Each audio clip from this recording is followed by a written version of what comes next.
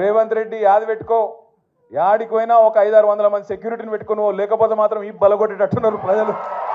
ఎక్కడికి పోయినా మాట్లాడతారు, అక్కడక్కడ డైలాగులు కొడుతుంటారు. రేవంత్ రెడ్డి కేసీఆర్ దమ్ముందా అంటాడు, కేసీఆర్ అంటాడు. నేను అంటున్నా కేసీఆర్ కావాలంటే ఈయనకు మన సోషల్ మీడియాలో పోస్టులు పెట్టే పిల్లగానే తట్టుకోలేకపోతుండే ఈయనకడ కేసీఆర్ కావాలన్నాడు. అవసరమా? ఈ చిట్టినాయుడు గింత మనిషి వీడు, వాడు మళ్ళీ చిట్టెలుక గాయన కంటే కేసీఆర్ కావాలన్నాడు. అందుకే మేము చెప్పినాం మొన్న, అంత లేదు నీకు చేతనైతే అక్క అడిగింది. ఇలా పొద్దున జగదీష్ అన్న కూడా చెప్పిండు. ఏం చెప్పిండు? ఇప్పుడు అసెంబ్లీ నడుస్తుంది కదా, రేవంత్ రెడ్డి గారు నాకు ఈ భాష ఇష్టం ఉండదు నిజంగా చెప్పానంటే, కానీ తప్పదు అప్పుడప్పుడు. నాకు నిజంగా అప్పుడప్పుడు నాకు ఇష్టం ఉండదు. నేను చదువుకున్నా రేవంత్ రెడ్డి లెక్క నేను ఆడ ఆవారా తిరిగినోని కాదు. ఎక్కడో పోయి బయట దేశంలో పోయి కొంత ఉద్యోగం సంపాదించుకున్నా, కొంత పేరు సంపాదించుకున్నా, నాకు ఇష్టం ఉండదు. కానీ ఇక కుక్కగాడుకు చెప్పు దెబ్బ అన్నట్టు ఇసుంటోళ్ళకి ఇట్లే చెప్తేనే అర్థమవుతుంది.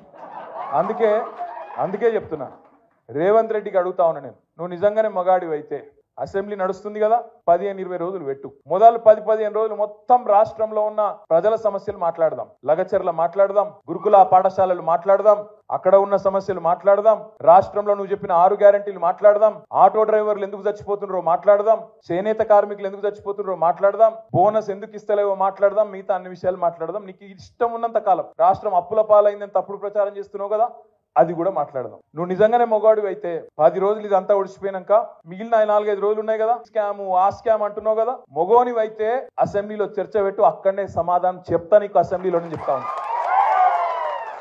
నేను మిమ్మల్ని మనస్ఫూర్తిగా కోరేది ఒకటే, వాళ్ళు నిజంగా పట్నం నరేందర్ రెడ్డి గారు ఇంతమంది మిమ్మల్ని అందరినీ తయారు చేసిండు. నిజంగా ఈ సందర్భంగా పట్నం నరేందర్ రెడ్డి గారికి కూడా ఒకసారి గట్టిగా చప్పట్లతో వారికి మనందరం అభినందనలు చెప్పాలి.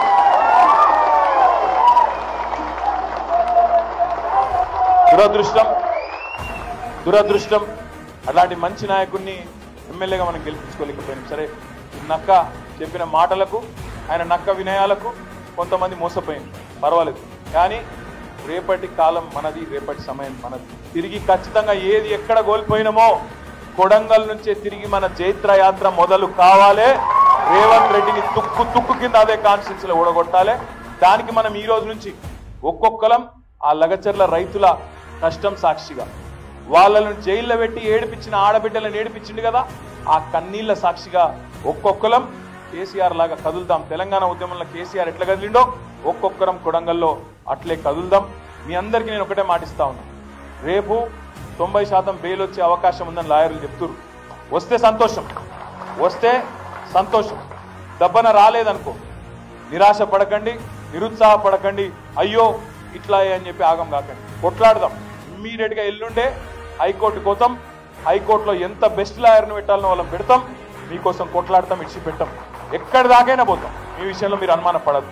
రేపు ఖచ్చితంగా కొడంగల్లో మాత్రం ఈరోజు ఏదైతే నిర్బంధం పెట్టి నేనేదో నియంతను, నేనేదో రారాజును, చక్రవర్తిని, శాశ్వతంగా కొడంగల్కు నేనేదో రాజును అని రేవంత్ రెడ్డి అనుకుంటున్నాడో, కొడంగల్ సత్తాను, కొడంగల్ పౌరుషాన్ని మాత్రం రేపటి రోజున చూపెట్టాల్సిన బాధ్యత మనందరి మీద ఉన్నది. మేము పోయినాం, సంగారెడ్డి జైలుకు పోయినాం, చెర్లపల్లి జైలుకు పోయినాం, ఎక్కడైతే నరేందర్ అని ఉన్నాడో పోయి కలిసినాం. మీ నాయకుడు ఎంత గొప్పవాడంటే పట్నం నరేందర్ రెడ్డి, మేము చెర్లపల్లి జైలుకు పోతే నేను, సబితక్క, మహమూద్ భాయ్, ఇంకా మా లక్ష్మారెడ్డి గారు అందరం పోతే శ్రీనివాస్ గౌడ్ సాబ్ కూడా వచ్చిండే. ఏమన్నాడు ఎరికైనా నరేందర్ రెడ్డి, అన్నా నా గురించి విడిచిపెట్టండి అన్నా, ఆ రైతులను విడిచిపెట్టండి, రైతులను జల్దీ బయటికి తీసుకొచ్చే ప్రయత్నం చేయండి, నేను మంచిగానే ఉన్నా, నాకేం కాదు, వాళ్ళని చూసుకోండి మీరు అని చెప్పి మీ నాయకుడు పట్నం నరేందర్ రెడ్డి గారు మాకు చెప్పిండు. ఒక అంత గొప్ప నాయకుడు మీకున్నాడు, మీ కొడంగల్లా, భయపడే అక్కర్లేదు. మీ అందరికీ నేను ఒకటే మాటిస్తా ఉన్నా, రేపు 90% బెయిల్ వచ్చే అవకాశం ఉందని లాయర్లు చెప్తున్నారు. వస్తే సంతోషం, దెబ్బన రాలేదనుకో నిరాశ పడకండి, నిరుత్సాహపడకండి, అయ్యో ఇట్లా అని చెప్పి ఆగం కాకండి, కొట్లాడదాం. ఇమ్మీడియట్గా ఎల్లుండే హైకోర్టు కోతాం, హైకోర్టులో ఎంత బెస్ట్ లాయర్ను పెట్టాలనో వాళ్ళని పెడతాం, మీకోసం కొట్లాడతాం, ఇడిచి పెట్టాం, ఎక్కడి దాకైనా పోతాం. మీ విషయంలో మీరు అనుమాన పడద్దు. సరిగ్గా 35 రోజులైంది నరేందర్ రెడ్డి గారిని అరెస్ట్ చేసి, వారితో పాటు దాదాపు 30 మంది రైతులను అరెస్ట్ చేసి 35 రోజులైంది. ఒక మాట మాత్రం ఖచ్చితంగా చెప్పాలి, నరేందర్ రెడ్డి గారి కుటుంబాన్ని కలవడానికి మొట్టమొదటి రోజు పోయినప్పుడు వారి తల్లిగారు, నరేందర్ రెడ్డి గారి అమ్మగారు, 92-93 ఏళ్ళ వయసు ఉంటుంది ఆ పెద్దమ్మకు. నేను సబితక్క పోతే, మావోడు చాలా మెత్తటోడు, మెత్తటోని కొంటవేరు బిడ్డ అన్నది. కానీ ఆ మెత్తటోడు రేపటి రోజున ఉక్కు మనిషి అయి రేవంత్ రెడ్డిని తుక్కు తుక్కు చేస్తాడు, ఖచ్చితంగా తుక్కు తుక్కు చేస్తాడు. మీ అందరి ఆశీర్వాదంతో కొడంగల్లో తుక్కు తుక్కు చేస్తాడు రేవంత్ రెడ్డిని. ఈ మాట మాత్రం పక్కా యాది పెట్టుకోమని చెప్పి నేను కోరుతా ఉన్నా. ఈ సందర్భంగా నిజంగా నరేందర్ గుండె ధైర్యానికి, ఆ రైతుల గుండె ధైర్యానికి మనందరం కూడా సల్యూట్ చేయాలి. కేసీఆర్ గారి 1,27,208 కోట్ల రూపాయలు ఏడాది కాలంలో కాంగ్రెస్ ప్రభుత్వం అప్పు చేసింది. 1,27,000 అంటే 5 ఏళ్లలో లెక్క పెడితే ఇది 6,36,000 కోట్లు అవుతుంది. రాష్ట్ర ప్రభుత్వం తీసుకున్న అప్పులు 51,277 కోట్లని చెప్పారు. అఫ్కోర్స్ ఈరోజు ఉదయం నేను రిజర్వ్ బ్యాంక్ ఆఫ్ ఇండియాది కూడా రిపోర్ట్ తీసుకున్న పొద్దున్నే నెట్లో.